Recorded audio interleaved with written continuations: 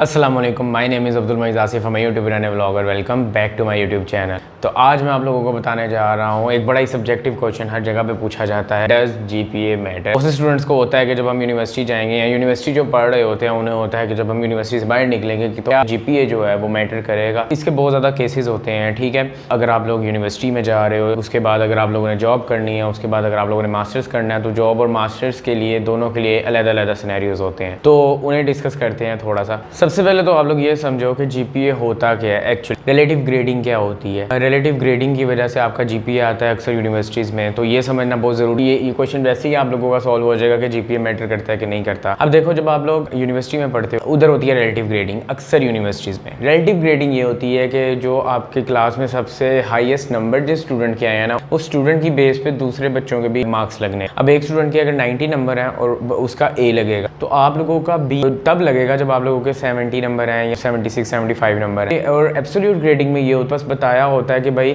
जिस बच्चे के 60 से 70 नंबर हैं उस बच्चे के ए आना है या उस बच्चे का बी प्लस आना है। रिलेटिव ग्रेडिंग में डिफाइंड होता है कि इतने से इतने नंबर, इतने से इतने परसेंटेज वालों को ए ग्रेड मिलेगा, बी प्लस मिलेगा। रिलेटिव ग्रेडिंग में ये होता है जिस बच्चे के सबसे हाईएस्ट होते हैं उसके बेस पे दूसरे बच्चों को ग्रेड मिले। रिलेटिवली क्लास में अगर बहुत ज़्यादा स्टूडेंट्स ने बहुत अच्छा स्कोर किया है, तो अगर आपका कम स्कोर आ गया तो आपका गंदा ग्रेड आएगा। और क्लास में अगर सारे स्टूडेंट्स ने गंदा स्कोर किया, आपका अच्छा स्कोर आया तो आपका अच्छा ग्रेड आएगा। तो ये होती है रिलेटिव ग्रेडिंग। बहुत सी जगहों पे, बहुत सी यूनिवर्सिटीज़ में रिलेटिव ग्रेडिंग ही चलती है। अब आप लोग यहाँ से अंदाज़ा लगाओ कि अगर एक स्टूडेंट पाकिस्तान की बहुत अच्छी यूनिवर्सिटी से पढ़ रहा है, मैं यूनिवर्सिटी का नाम नहीं लूँगा, बहुत अच्छी यूनिवर्सिटीज़ हैं, उस यूनिवर्सिटी से पढ़ रहा है और वहाँ पर उसका जीपीए बहुत अच्छा है रिलेटिव ग्रेडिंग की बेस पे, आप लोगों को पता चल जाएगा कि उसका जीपीए इसलिए अच्छा है क्योंकि वो उन स्टूडेंट्स में से, अच्छे स्टूडेंट्स में से बहुत अच्छा परफॉर्म कर रहा है, डेट से उसका जीपीए अच्छा है। अगर किसी स्टूडेंट का बस मीडियोकर सा जीपीए है, ठीक है, अच्छी यूनिवर्सिटी में, तो आप लोगों को समझ जाना चाहिए रिलेटिव ग्रेडिंग चल रही है, तो उस स्टूडेंट का जीपीए अच्छे स्टूडेंट्स में से ऑन एवरेज है, ठीक है। मतलब वो स्टूडेंट इतना बुरा नहीं है। वो स्टूडेंट ये नहीं है कि वो पढ़ता नहीं है या मेहनत नहीं करता, पढ़ता होगा, मेहनत करता होगा, क्योंकि पूरे करीम जब पाकिस्तान की किसी एक यूनिवर्सिटी में जाती है, आप उनके साथ कंपेयर करते हैं तो आपका जीपीए थोड़ा बहुत इफेक्ट हो जाता है अक्सर। तो अगर आपका जीपीए इफेक्ट हो रहा है तो इसमें ये नहीं होता कि मेरा जीपीए इफेक्ट हो रहा है कि आप अच्छे स्टूडेंट में पढ़ रहे होते हो, आपका जो रिलेटिव ग्रेडिंग की बेस पे जब आप देखते हो तो आपका जीपीए अच्छा हो जाता है। अब मैं आप लोगों को एक एग्जांपल देता हूँ। आप एक यूनिवर्सिटी में पढ़ रहे हो, पाकिस्तान की टॉप मोस्ट यूनिवर्सिटी में पढ़ रहे हो, कोई एक यूनिवर्सिटी उठा लो, उसमें पढ़ रहे हो, उसमें आपका जीपीए 3.0 है। अब एक आप पढ़े हो पाकिस्तान की सबसे लोएस्ट 3 यूनिवर्सिटी में, ठीक है ना, नाम नहीं मैं किसी यूनिवर्सिटी का लूँगा, लेकिन कोई ऐसी यूनिवर्सिटी में आप पढ़ रहे हो कि जिसमें आपका जीपीए जो है वो है 3.97। यहाँ पर आप अंदाज़ा लगाओ क्या इन दोनों जीपीएस का कंपैरिजन बनता है कि नहीं बनता। अब जो मैंने आपको डेफिनेशंस पीछे बताई, देख के बता दो कि क्या आप लोगों का कंपैरिजन बन रहा है कि नहीं बन रहा। ऑब्वियसली नहीं बन रहा।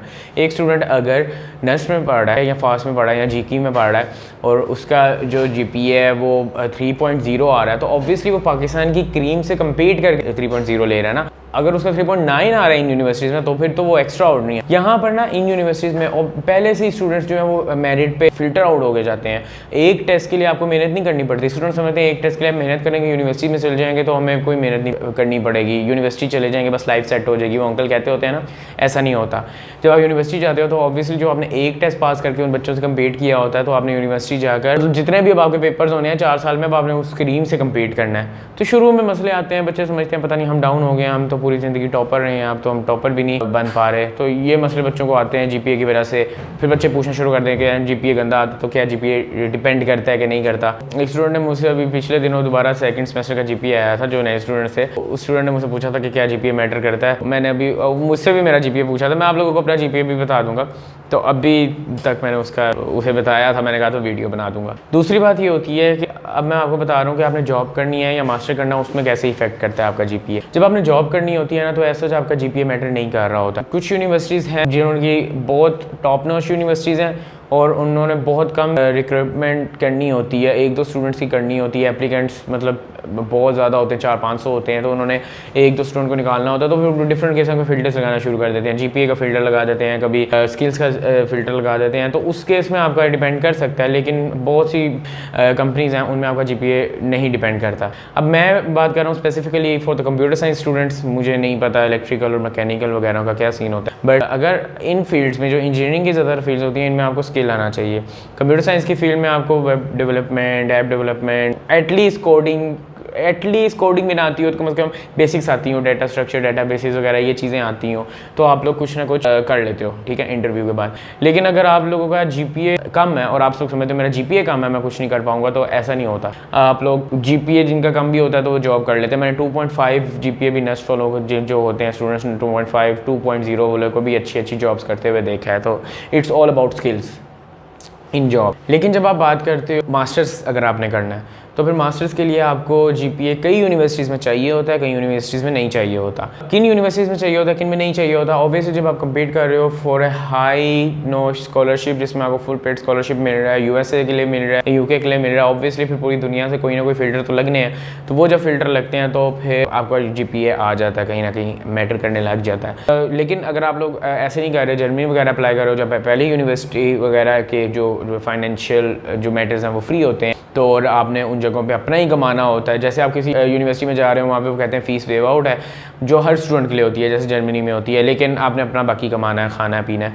तो उन यूनिवर्सिटीज़ में ऑब्वियसली GPA की इतनी खास रिक्वायरमेंट नहीं होती। तो मास्टर्स के लिए भी एक सेगमेंट है जहाँ पे GPA की रिक्वायरमेंट है और एक सेगमेंट है जहाँ पे नहीं है। अगर आप एक स्कॉलरशिप है उसका नाम डार्ड है, और एक स्कॉलरशिप है जैसे, अब मुझे इतने नाम नहीं याद आ रहे, लेकिन उनमें GPA की बाकी रिक्वायरमेंट होती है। लेकिन एक स्कॉलरशिप होता है UGRAD का, वो आपकी ड्यूरिंग योर डिग्री ही एक सेमेस्टर एक्सचेंज प्रोग्राम होता है USA का। उसमें GPA मैटर ही नहीं करता, उसमें मैटर करता है आपने क्या किया हुआ है सोसाइटी में, आपने क्या किया हुआ है अदर देन योर स्टडीज़, आपने क्या किया हुआ है, ठीक है ना, एक्स्ट्रा करिकुलर एक्टिविटीज़ में क्या किया हुआ है, तो उसमें आपका GPA कोई मैटर खास नहीं कर रहा होता। तो यही जो कुछ बातें हैं GPA की, GPA ये एक सब्जेक्टिव क्वेश्चन है, हर केस में डिपेंड करता है, मैटर करता है कि नहीं करता। इन माय पर्सनल केस, मेरे केस में GPA ज़रा भी मैटर नहीं किया था। आप लोगों को भी मैं यही कहूँगा, GPA के बारे में ज़्यादा टेंशन ना लो अगर नहीं आ रहा, और अगर आ रहा है तो उसके बारे में ज़्यादा वो मत करना कि मुझे सब कुछ आता है क्योंकि मेरा GPA ज़्यादा है। कई बार मैंने अच्छे GPA वालों को भी जॉब रिजेक्शंस होते देखी हैं, क्योंकि technically they are not so strong. अगर टेक्निकली स्ट्रॉन्ग भी होते हैं तो they are not so strong कि वो बता सकें, डिफाइन कर सकें कि मुझे सब कुछ आता है ना। एक्सप्लेनेशन भी बड़ी चीज़ होती है। तो आज की वीडियो में यही सब कुछ था। अगर आप लोगों को ये वीडियो अच्छी लगी, लाइक कर देना, शेयर कर देना, सब्सक्राइब कर देना। मिलते हैं आपसे नेक्स्ट एपिसोड में, तब तक के लिए अल्लाह हाफिज़।